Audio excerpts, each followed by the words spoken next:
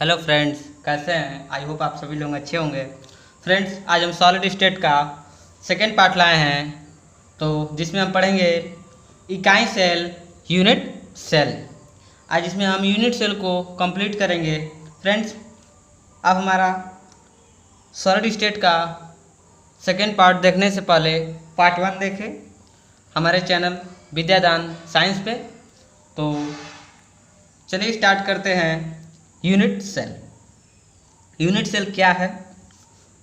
तो unit cell वह छोटी से छोटी संरचनात्मक इकाई जिसके पुनरावृत्ति से क्रिस्टल की रचना होती है उसे यूनिट सेल कहते हैं, इकाई सेल कहते हैं। तो यूनिट सेल क्या है? वह छोटी से छोटी संरचनात्मक इकाई जिसके पुनरावृत्ति से क्रिस्टल की रचना होती है उसे यूनिट सेल कहते हैं। यूनिट सेल क्या है? जैसे आप एक दीवार लें तो उस दीवार की सबसे छोटी इकाई क्या है? ईंट है। सबसे छोटी इकाई क्या है? ईंट है। उसी तरह किसी क्रिस्टल में उस क्रिस्टल का सबसे छोटा इकाई उस क्रिस्टल का कण, आयन या परमाणु होगा।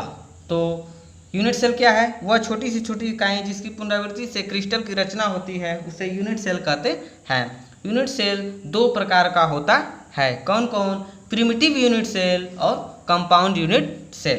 प्रिमिटिव यूनिट सेल जिसमें कंपोजिंग पार्टिकल 1 हो। कंपोजिंग पार्टिकल कहने का मतलब फ्रेंड्स, अवयवी कणों की कुल संख्या कितना हो? 1 हो। और कंपाउंड यूनिट सेल जिसमें कंपोजिंग पार्टिकल मोर देन 1 हो, यानी अवयवी कणों की संख्या 1 से अधिक हो। तो यूनिट सेल दो प्रकार का, प्रिमिटिव यूनिट सेल और कंपाउंड यूनिट सेल। जिसमें प्रिमिटिव यूनिट सेल या बेसिक यूनिट सेल वह है जिसमें कंपोजिंग पार्टिकल 1 हो, और कंपाउंड यूनिट सेल वह है जिसमें कंपोजिंग पार्टिकल मोर देन 1 हो। और प्रिमिटिव यूनिट सेल का जो एग्जांपल है एससीसी है, सिंपल क्यूबिक यूनिट सेल। और कंपाउंड यूनिट सेल का जो एग्जांपल है एफसीसी, बीसीसी और ECC. FCC face centre cubic unit cell, BCC body centre cubic unit cell, और ECC end centre cubic unit cell. तो हम एक एक को पढ़ेंगे। तो चलिए स्टार्ट करते हैं। सबसे पहले एससीसी। एससीसी क्या है? एससीसी सिंपल क्यूबिक सेल या सिंपल क्यूबिक यूनिट सेल, सरल घनी एकक कोशिका, simple cubic unit cell. SCC में क्या होता है? इसमें कोई भी क्यूब लें, उसके सभी कॉर्नर पर एक एक परमाणु रख दें तो इसे बोलते हैं SCC, simple cubic unit cell. ऐसा यूनिट सेल सभी कॉर्नर पर एक एक परमाणु हो उसे एससीसी कहते हैं, सिंपल क्यूबिक यूनिट सेल कहते हैं। और इसमें अवयवी कणों की संख्या 1 होता है। तो एससीसी में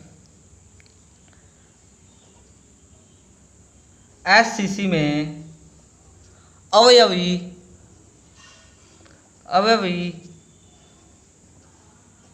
कणों की कुल संख्या 1 होता है। कैसे होता है? तो आप कोई क्यूब लें। हम जानते हैं कि क्यूब में 8 कॉर्नर होते हैं। कितने कॉर्नर होते हैं? 8 कॉर्नर। 1 2 3 4 5 6 7 8, 4 ऊपर और 4 नीचे। और एक कोना, एक कॉर्नर 8 कमरों में कॉमन होता है। एक कोना कितने कमरों में कॉमन होता है? 8 कमरों में कॉमन होता है। और एक क्यूब में कितने कोने? 8। और एक कोना 8 कमरों में कॉमन होता है। तो अवयवी कणों की कुल संख्या कैसे निकालते हैं? तो कोनों की संख्या 8। एक कोना कितने कमरों में कॉमन है? 8। कैसे? फ्रेंड्स, हमने सॉलिड स्टेट के पार्ट 1 में क्यूब के बारे में जानकारी दी है कि एक कोना 8 कमरों में कॉमन होगा। जैसे आपके घर का एक कोना है तो नीचे 4 कमरे और ऊपर 4 कमरे एक कोने से बनाए जा सकते हैं। जैसे एक फ्लोर में 1 2 3 4 4 कमरे नीचे इस कोने से और 4 ऊपर, तो एक कोना 8 कमरों में कॉमन होगा। तो एक क्यूब में 8 कोने और एक कोना 8 कमरों में कॉमन होगा, तो इसको हल करने पे आएगा 1। तो SCC में अवयवी कणों की कुल संख्या 1 होता है। कैसे हुआ? एक क्यूब में 8 कोना और एक कोना 8 कमरों में कॉमन होता है, तो कितना आया? 1। SCC में अवयवी कणों की कुल संख्या 1 होता है। अब हम पढ़ेंगे FCC। FCC face centre cubic unit cell. FCC फलक केंद्र की घनी एकक कोशिका फलक केंद्र की घनी यूनिट सेल या FCC face centre unit cell. इसमें क्या होगा? इसमें एक क्यूब लें, हमने यहाँ एक क्यूब लिया और फेस सेंटर फलक केंद्रिका। तो हम जानते हैं घन के बारे में हम जानकारी बताए हैं कि किसी भी घन में 8 कोने होते हैं और 6 फलक होते हैं। फलकों की संख्या कितनी होती है? 6 होती है। तो सबसे पहले हम सभी कॉर्नर पर एक एक परमाणु रखेंगे। तो हम जानते हैं कि किसी भी क्यूब में 8 कॉर्नर होते हैं, तो एक एक हमने रख लिया और फिर उसके बाद उसके फेस पे रखेंगे। तो फेस कितने होते हैं? 6, और एक फेस 2 कमरों में कॉमन होता है। फ्रेंड्स, हमने आपको बताया था कि आप अपने रूम, जिस रूम में आप बैठकर पढ़ाई करते हैं उसको क्यूब माने, तो उसमें 8 कोने होंगे और वहाँ पे 4 दीवारें और एक छत और एक नीचे का फर्श। तो उस तरह 6 फेस होंगे। तो एक फेस 2 कमरों में कॉमन होगा। कैसे? आपकी दीवार केवल एक आपके कमरे में होगी और एक बगल वाले में, तो 2 कमरों में एक फेस कॉमन होगा। तो फेसों की संख्या कितनी हुई? 6। 1 2 3 4 और एक ऊपर और एक नीचे 6। तो कैसे करेंगे? 1 2 3 4 5 6 7 8 कॉर्नर और फेसों की संख्या हम जानते हैं कि 6 होती है। तो यदि हर फेस के ऊपर, हर फेस के यहाँ एक एटम रख दें तो एक एटम 2 कमरों में कॉमन होगा। तो पहले तो ये गोला 8 कमरों में कॉमन होगा क्योंकि 8 कॉर्नर होते हैं और एक गोला 8 कमरों में कॉमन होगा। तो 8 × 1/8 प्लस 6 फलक होते हैं और एक फलक 2 कमरों में कॉमन होता है। एक फलक 2 कमरों में कॉमन होता है। तो इसका आएगा, कितना आएगा फ्रेंड? 4। जो इसमें कंपोजिंग पार्टिकल है, हम जानते हैं कि कंपाउंड यूनिट सेल का कंपोजिंग पार्टिकल मोर देन 1, तो कितना आया? 4। FCC में कंपोजिंग पार्टिकल 4। कैसे आया FCC का कंपोजिंग पार्टिकल 4? तो FCC फलक केंद्र की घनी एक कोशिका सेल। सबसे पहले हम क्यूब में एक एक कॉर्नर पर रखेंगे एटम, फिर उसके बाद फलकों पर रखेंगे। और फलक कितने होते हैं? 6। फलक कितने होते हैं? 6, और एक फलक 2 कमरों में कॉमन होता है और कॉर्नर की संख्या 8 और एक कॉर्नर 8 कमरों में कॉमन होता है। तो इस तरह हल करेंगे तो कितना आएगा? 4 आएगा। तो FCC में कंपोजिंग पार्टिकल 4। अब हम पढ़ेंगे BCC। BCC क्या होता है? Body centre cubic unit cell या अंतः केंद्र की घनी एकक कोशिका। तो फ्रेंड्स, हमने 4 क्या निकाला है? Composing particle. कंपोजिंग पार्टिकल कितना है? 4 है। किसमें? FCC में। अब हम BCC क्या है? अंतः केंद्र की घनी एकक कोशिका, body centre cubic unit cell, BCC। यहाँ क्या होगा? यहाँ हम एक क्यूब लें, और क्यूब के सभी कॉर्नर पर पहले एक एक परमाणु रखें। 2 3 4 5 6 7 8 कॉर्नर हुए।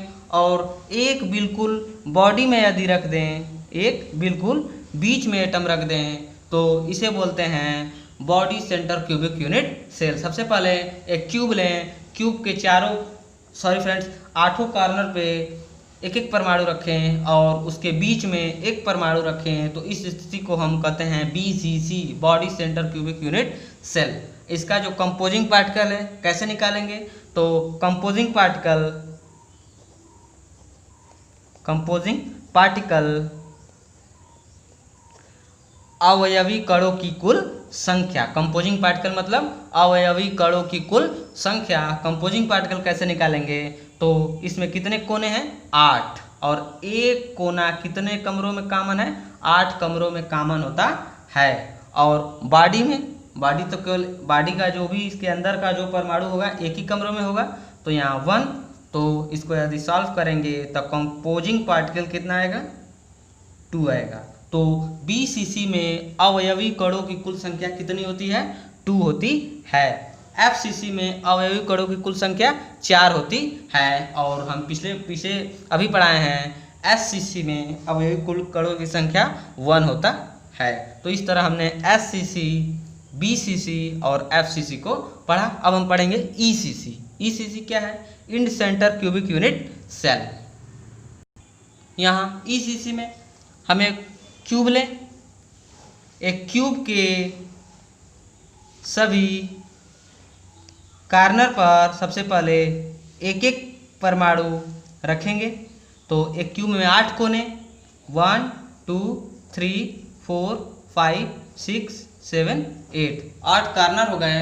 और कॉर्नर के रखने के साथ साथ किसी 2 किनारे पे अगर रखें, यदि हम 2 किनारे पर रखे हैं तो एक किनारा कितने कमरों में कॉमन 2 कमरों में कॉमन होता है।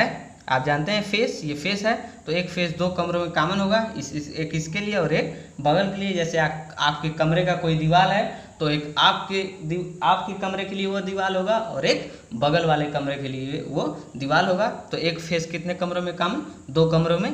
तो 8 कॉर्नर हुए और एक कोना 8 कमरों में कॉमन होगा। और यहाँ हमने 2 फेस लिया है और एक फेस 2 कमरों में कॉमन होगा। तो इसको सॉल्व करेंगे तो ECC में कंपोजिंग पार्टिकल कितना होगा 2 होगा। तो ECC में कंपोजिंग पार्टिकल 2, तो कंपोजिंग पार्टिकल कितना आया 2। तो कंपोजिंग पार्टिकल ECC में कितना है 2। अवयवी कणों की कुल संख्या ECC में 2 होता है। इस तरह हमने ECC, FCC, BCC और SCC को पढ़ा। तो आइए हम देखते हैं क्या क्या पढ़ें। हमने पढ़ा यूनिट सेल। यूनिट सेल क्या है, वह छोटी से छोटी संरचनात्मक इकाई जिसके पुनरावृत्ति से क्रिस्टल की रचना होती है उसे यूनिट सेल कहते हैं, उसे इकाई सेल कहते हैं। यूनिट सेल 2 प्रकार का, प्रिमिटिव यूनिट सेल और compound unit cell. Primitive unit cell या basic unit cell, compound unit cell. अब प्रिमिटिव यूनिट सेल जिसमें कंपोजिंग पार्टिकल 1 होता है और कंपाउंड यूनिट सेल जिसमें कंपोजिंग पार्टिकल मोर देन 1 होता है। Primitive unit cell composing particle 1, इसका एग्जांपल है SCC। तो SCC में हमने क्या देखा, SCC जिसमें SCC में अवयवी कणों की कुल संख्या 1 होता है, कंपोजिंग पार्टिकल 1 होता है। तो हमने देखा SCC में एक हमने क्यूब लिया, सिंपल क्यूबिक यूनिट सेल, तो एक हमने क्यूब लिया और सभी कॉर्नर पर एक एक एटम रखा। हम जानते हैं कि किसी भी क्यूब में 8 कोने होते हैं और एक कोना 8 कमरों में कॉमन होता है। तो 8 क्यूब और एक कोना 8 कमरों में, सॉरी फ्रेंड्स, 8 कॉर्नर और एक कॉर्नर 8 कमरों में कॉमन है, तो कंपोजिंग पार्टिकल कितना होगा 1 होता है। अब हम पढ़ें FCC। FCC क्या है, face centre cubic unit cell. Face centre cubic unit cell FCC, फलक केंद्र की घनी एकक कोशिका। इसमें क्या है, कंपोजिंग पार्टिकल 4 होता है। FCC में कंपोजिंग पार्टिकल 4 होता है। कुल अवयवी कणों की कुल संख्या 4 होता है। यहाँ क्या है, हमने क्यूब लिया, सभी कॉर्नर पर रखने के साथ साथ हमने सभी फलकों पर एक एक परमाणु को रखा। एक एक परमाणु को सभी फलकों पर रखा, ये आमने सामने की फलक, ये आमने सामने की फलक और ये आमने सामने की फलक। तो किसी भी क्यूब में 6 फेस होते हैं और एक फेस 2 कमरों में कॉमन होता है, एक दीवार 2 कमरों में कॉमन होता है, तो यहाँ कंपोजिंग पार्टिकल 4 होता है। फिर उसके बाद हमने पढ़ा BCC, body centre cubic unit cell. BCC क्या है? अंतः केंद्रित घनी एकक कोशिका। तो जिसमें हमने एक क्यूब लिया, क्यूब के 8 कॉर्नर पर एक एक परमाणु रखा और एक बॉडी के अंदर रखा, तो कंपोजिंग पार्टिकल कितना आया? 2 आया। कैसे आया? 8 कॉर्नर और एक कॉर्नर 8 कमरों में कॉमन और एक बॉडी के अंदर, तो सॉल्व करेंगे तो कितना आएगा? 2 आएगा। तो BCC में कुल अवयवी कणों की कुल संख्या 2 होता है। उसके बाद हमने पढ़ा ECC। ECC क्या है? End centre cubic unit cell. ECC क्या है? यहाँ पर हमने एक क्यूब लिया और क्यूब के सभी कॉर्नर पर एक एक एटम रखा और किसी 2 किनारे पे एक एक परमाणु रखा, तो 8 कॉर्नर और एक कॉर्नर 8 कमरों में कॉमन प्लस 2 फेस और एक फेस 2 कमरों में कॉमन, सॉल्व किया तो कंपोजिंग पार्टिकल कितना आया? 2 आया। तो ECC में कुल अवयवी कणों की कुल संख्या 2 होता है। तो इस तरह हमने यूनिट सेल को आज पढ़ा। तो फ्रेंड्स, आपको करना क्या है, किसी भी कॉम्पिटिटिव एग्जाम में जहाँ केमिस्ट्री से क्वेश्चन अच्छे लेवल पे आते हैं, तो यहाँ आपको यही करना होगा कि पूछता है कि SCC में कंपोजिंग पार्टिकल तो 1, FCC में कंपोजिंग पार्टिकल 4, BCC में कंपोजिंग पार्टिकल 2, ECC में कंपोजिंग पार्टिकल 2। तो BCC और ECC में कंपोजिंग पार्टिकल 2 है, FCC में 4 है और SCC में 1 होता है। तो इस तरह हमने आज यूनिट सेल को कवर किया। तो इस तरह हमने आज यूनिट सेल को कवर किया। अब आइए आपको हम जितने भी अब तक सॉलिड स्टेट में पढ़े हैं फिर से रिवीजन करवा दें, पार्ट 1 से लगाई पार्ट 2 तक। तो चलिए स्टार्ट करते हैं फिर से रिवीजन। फ्रेंड्स, कल हमने पढ़ा था ठोस अवस्था। ठोस क्या है? तो ठोस का आयतन और आकृति निश्चित होता है तथा इसके कण कंपन गति करते हैं। अब ठोस को 2 कैटेगरी में बांटा गया था, क्रिस्टलाइन ठोस और एमॉर्फस सॉलिड। क्रिस्टलीय ठोस और अक्रिस्टलीय ठोस। क्रिस्टलीय ठोस क्या है? इसमें लॉन्ग रेंज ऑर्डर होता है, इसकी आकृति निश्चित होती है। क्रिस्टलीय ठोस की एंट्रोपी कम होती है और इसके कण कंपन गति करते हैं। अक्रिस्टलीय ठोस यानी एमॉर्फस सॉलिड में क्या था? तो इसमें शॉर्ट रेंज ऑर्डर होता है, इसका आकृति अनिश्चित होता है और इसकी एंट्रोपी क्रिस्टलीय ठोस की से अधिक होती है और इसमें कणों का धीमा प्रवाह होता है। फ्रेंड्स, यहाँ एंट्रोपी शब्द है, तो एंट्रोपी क्या है? डिस्टर्बेंस ऑफ द प्रोसेस या disorder of the process. Entropy क्या है? जैसे आप प्रेयर करते समय अपने मैदान में, फील्ड में लगे हैं, रो में बिल्कुल लाइन में सीधे खड़े हैं, तो उस समय कह सकते हैं कि आपकी एंट्रोपी बिल्कुल 0 है। यदि कोई लड़का लाइन से इधर उधर निकल कर यदि लाइन टेढ़ी उड़ी कर दे तो उसे कह सकते हैं कि एंट्रोपी बढ़ गई। तो ये हमारा एंट्रोपी क्या है? सिंपल है, तो डिस्टर्बेंस ऑफ द प्रोसेस या डिसऑर्डर ऑफ द प्रोसेस को ही क्या बोलते हैं? एंट्रोपी बोलते हैं। तो क्रिस्टलाइन सॉलिड की एंट्रोपी कम होती है और एमॉर्फस सॉलिड की जो एंट्रोपी होती है वो क्रिस्टलाइन सॉलिड की अपेक्षा अधिक होता है। और क्रिस्टल ठोस में इसके कण निश्चित अवस्था क्रम में होते हैं और एमॉर्फस में इसके कण अनिश्चित क्रम में होते हैं। अब जालक बिंदु, जालक अवस्था हमने पढ़ा था। जालक बिंदु क्या है? किसी क्रिस्टल के कण आयन परमाणु जिस बिंदु पर रहते हैं उसे जालक बिंदु कहते हैं। और जालक व्यवस्था क्या है? किसी क्रिस्टल के कण आयन परमाणु जिस बिंदु पर रहते हैं उसे जालक बिंदु तथा यह व्यवस्था जालक व्यवस्था कहते हैं। और जालक ऊर्जा क्या है? किसी क्रिस्टल से 1 मोल आयनों को उसके जालक बिंदु से निकालने के लिए जो ऊर्जा दी जाती है उसे जालक ऊर्जा कहते हैं। तो इस तरह हमने जालक बिंदु, जालक व्यवस्था और जालक ऊर्जा को पढ़ा था। फिर उसके बाद हमने आपको घन के बारे में जानकारी दी थी जिसका यूज हमने आज किया है। जैसे किसी भी घन में 8 कोने होते हैं और एक कोना 8 कमरों में कॉमन होता है। किसी भी घन में 6 फलक होते हैं और एक फलक 2 कमरों में कॉमन होता है और किसी भी घन में 12 किनारे होते हैं और एक किनारा 4 कमरों में कॉमन होता है। तो इस तरह हमने पिछले वीडियो पार्ट 1 में इन सबको डिटेल में पढ़ा है। तो आप हमारे इस वीडियो देखने से पहले पार्ट 1 देखें ताकि आपको अच्छे से समझ में आए। फिर हमने आज यूनिट सेल को अच्छे से कवर किया। यूनिट सेल क्या है, उसके टाइप, जैसे टाइप में प्रिमिटिव सेल और कंपाउंड सेल। प्रिमिटिव सेल में एग्जांपल एससीसी को हमने डिटेल पढ़ा। फिर उसके बाद हमने कंपाउंड यूनिट सेल में जो composing particle more then one, जिसका एग्जांपल है एफसीसी, बीसीसी और ईसीसी, सबको डिटेल पढ़ा। तो इस तरह हमने आज सॉलिड स्टेट का सेकेंड पार्ट कवर किया। अब हम अगले पार्ट में आपको सॉलिड स्टेट में पढ़ेंगे आपका क्लोज पैकिंग निमित्त।